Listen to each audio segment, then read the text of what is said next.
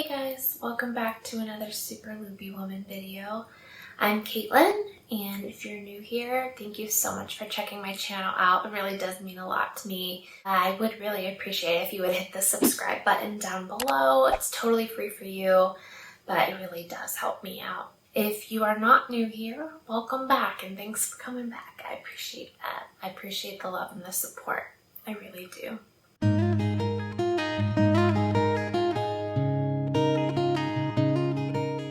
So I want to just let you guys know that this video is going to be difficult to hear what I have to say. So I'm going to insert a big trigger warning. I just want you to be prepared to hear what I have to say. And I apologize if what I am gonna say, I kind of say like out of order, or I'm just still kind of trying to process everything. And also, excuse my appearance, I just came from yoga class, so might be looking a little sweaty. I'm gonna try to say what I need to say without crying, but please bear with me here. I'm doing my best. Where to begin? A couple of weeks ago, I messaged my rheumatologist and I told her I'm not sleeping. I'm tossing and turning because of the pain, like tossing and turning. So they've given me antidepressants and sleep medicine to use, which yes, knocks me out and helps me to sleep. It helps with the anxiety and everything. But that's still not going to help my pain. Like, yes, I'm out, I'm sleeping, but pain's going to wake you up, you know what I mean? Fact. So, I messaged my doctor a couple weeks ago. I didn't hear back right away. It actually took a while to hear back from her. And yes, this is the one I complain about all the time. And yes, I did try to switch to a different rheumatologist, but they won't let me. They won't let me switch. I don't know why. I'm very upset about it. That's a story for another video. But, finally heard back from her nurse. No, I didn't. She messaged me back. Sorry. She messaged me back and replied and said that she was not comfortable prescribing me anything stronger than what I'm already on. So what I'm already on for the pain, not counting my daily medications that help to proactively prevent pain and inflammation. I'm talking about oh my god, I'm in severe pain. This is what I'm taking.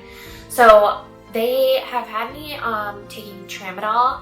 I just take it as needed because they don't give me a whole lot at all. They don't like to refill it. It's like a whole situation, and I'm like, guys, it's not like it's morphine, calm down.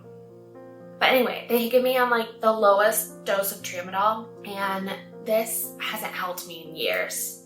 Tramadol, yes, it's awesome, but if you're using it for a chronic condition, definitely just stops working on you. So one pill doesn't do anything for me. 2 pills, I'm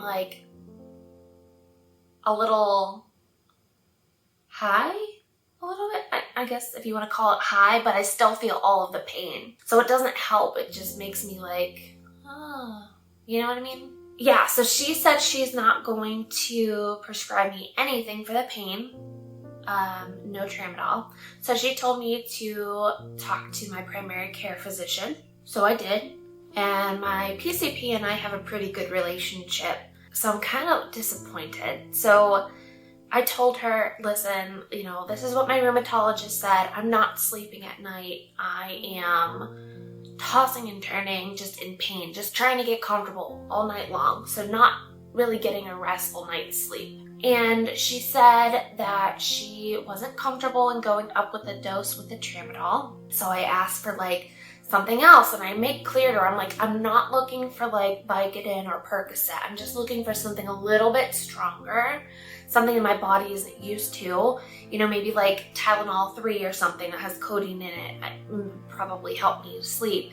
And she said that she doesn't prescribe that, and it's frustrating. And she said, like, if I want to come in and talk to her about it, I can schedule an appointment. But like, what's the point in that? Then I'm wasting her time and my time knowing that nothing's gonna be resolved. So I got very frustrated with this.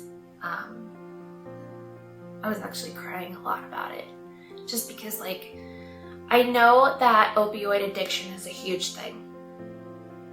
I know people die because of addiction every day. I know it's huge. But whenever you have somebody diagnosed with multiple chronic illnesses, it shouldn't be so hard for us to get medication so that we can be pain-free. So that's the first part of this. That was my experience. It was very, very frustrating. I got really emotional about it. It just feels like my doctors don't want to help me. They don't know what to do to help me. So a few days after that, I was on Instagram, and one of my friends is on there.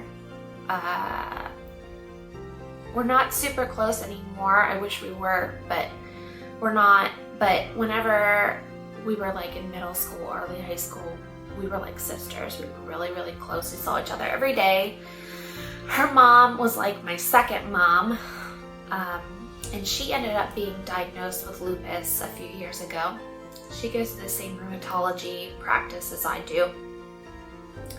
And I'm not gonna say her name for privacy reasons. I mean, it's been a while since I had seen her, but I loved her. I loved that whole, like, I loved them. Like, they were really close with me back then. And I regret now not being closer. On Instagram, what I saw is I saw my friend make a post about her mom. And I was kind of like unsure. I'm like, oh, you know, this is some cute pictures of them, you know. And then I looked at the comments and everybody was saying, I'm so sorry for your loss. I'm so sorry for your loss. So I messaged her and I said, what's going on? Like, what happened? Is your mom okay? And she said that she had died. And instantly I started crying and wondering, like, what happened? Like, was it the lupus affecting her organs that killed her, or was it some kind of an accident, or what happened? Mind you, I'm at work while I found out on my lunch break. So as I'm messaging back and forth with her, it was very difficult for me to hear that she had passed. But the hardest part that really broke me down, and I'm still processing, was that she had lupus. She saw the same rheumatology practice as I did, and she was in so much pain from the lupus, and they couldn't help her. She was in so much pain. She took her own life.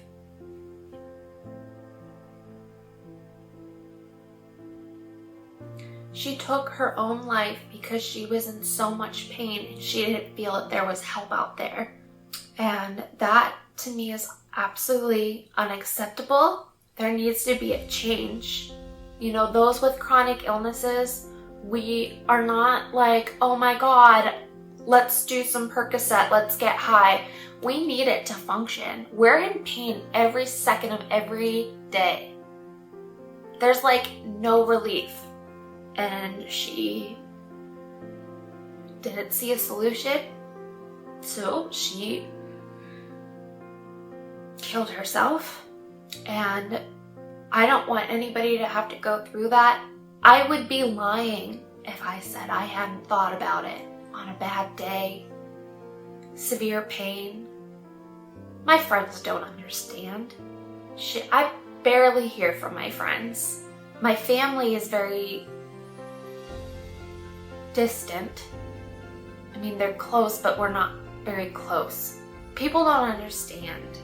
So basically, I'm just a 28-year-old loner in the world in severe chronic pain every day of my life since I was 12 years old and will be until the day that I die. So what was especially hard about this is that I had been thinking similar thoughts whenever I heard back from my rheumatologist and my PCP when we were emailing. And then a few days later, I found out that somebody else was going through that same thing and just decided that she couldn't do it anymore. I think what made things worse is not only was her birthday in the same week, but also it was the anniversary of the day another very close family friend committed suicide as well. My goal for this video is to tell you that you're not alone, okay? You are not alone. Our friends and our family may not understand what we go through every day, but I do, and I am here for you. If you need to talk, I am all ears. I will talk to you. I might not know exactly what to say to make you feel better, but it's nice just knowing that you have somebody there to listen and to support you. Sometimes we just need to ramble. I mean, half of my videos are just me rambling, and it feels good. It's a good outlet for me. It really has helped since I started making these videos. I just want everyone to know that they are not alone. You're not alone. You're not crazy. Something has to change. We don't deserve to be tortured in pain every single day. And if any of you are considering or having thoughts about hurting yourself or committing suicide, please know that you're not alone. A lot of people have these thoughts, but please don't follow through with it. Please, I'm begging you. We need you in this world. We need you. You are loved and you are needed. And you need to know that. I am going to post in the description box a bunch of confidential suicide and self-harm support links, phone numbers. Please take advantage of them. They are there for you to use. If you don't want to call them, email me. I have my email on my page, and I will help you to find an in-network therapist or psychiatrist or psychologist in your insurance network. I would be happy to do that for you. Let me help you, because I don't know what could have helped her. And I just keep thinking about it over and over again. Like, what if I reached out more? Or, you know, what if I tried to get her to go to the lupus support groups more? I should have pushed her. I should have checked on her more. I know it's not my fault, obviously, but I just can't help but feel like there's something I could have done. So if there's anything I can do for any of you guys, please let me know. I'm happy to help. I guess that's all I needed to say. I don't know. Like I said, I'm still definitely processing this, and losing two very close friends to suicide. I don't want to have to ever go through that again. I love you guys. Thank you so much.